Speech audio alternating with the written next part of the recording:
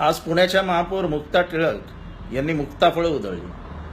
काय तर म्हणे आरक्षणामुळे ब्राह्मण समाजातली मुले परदेशात जातात.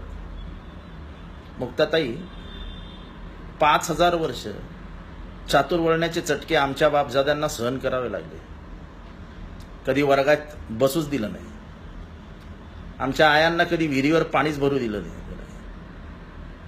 मंदिरात तर प्रवेशच नव्हता.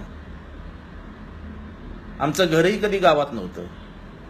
गाव कुसा बाहेर राहून स्वतःचं विश्व निर्माण करण्याची ताकद आणि क्षमता असलेला समाज संघर्ष करत करत इथपर्यंत पोहोचला. अंगात घालायला कपडे नाही, घातले तर धुवायला पाणी नाही, डोक्यावरती छत नाही. अशा परिस्थितीत असलेला समाज आज पुढे सरकतोय.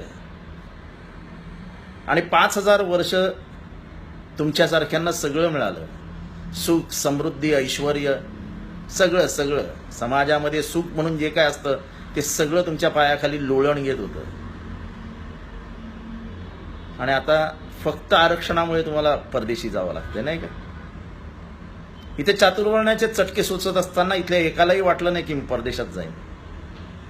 कोलंबिया युनिव्हर्सिटीमध्ये शिकत असलेले आणि आजपर्यंत ज्यांची गणना कोलंबिया युनिव्हर्सिटीमध्ये सर्वात हुशार विद्यार्थी म्हणून केली जाते, त्या डॉक्टर बाबासाहेब आंबेडकरांनाही वाटलं नाही की मी हा देश सोडून जावा.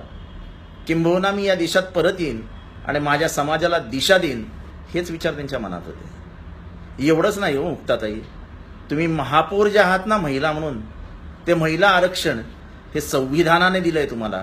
आणि या संविधानाची निर्मिती त्या डॉक्टर बाबासाहेब आंबेडकरांनी केली आहे, ज्या भीमराव रामजी आंबेडकरांना लोकांनी वर्गातही बसू दिलं नव्हतं. तेव्हा तुम्ही जे बोललात ते बरोबरच आहे. तुमच्यातला मनू अजून मेलेला नाही. तुमच्या रक्तात तो अजूनही जिवंत आहे. त्याचे जीवाणू जिवंत आहेत, ज्याला इंग्रजीमध्ये जीन्स म्हणतात, जीन्स. तेव्हा मुक्ताताई, हा देश आम्ही म्हणतो आमचाच आहे.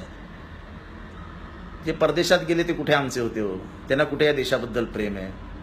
आणि ज्याचं प्रेम असतो तो आपल्या आईला कधीच सोडत नाही. उगाच का भारताला आम्ही आमची मातृभूमी म्हणतो? तेव्हा मुक्ताताई, ज्या संविधानाने तुम्हाला दिला आहे त्याचा तर आदर राखा. भलेही डॉक्टर बाबासाहेब आंबेडकरांबद्दल मला काय बोलायचं नाही, तो तर आमचा बाप आहे, पण संविधान त्याचा तर आदर करूया.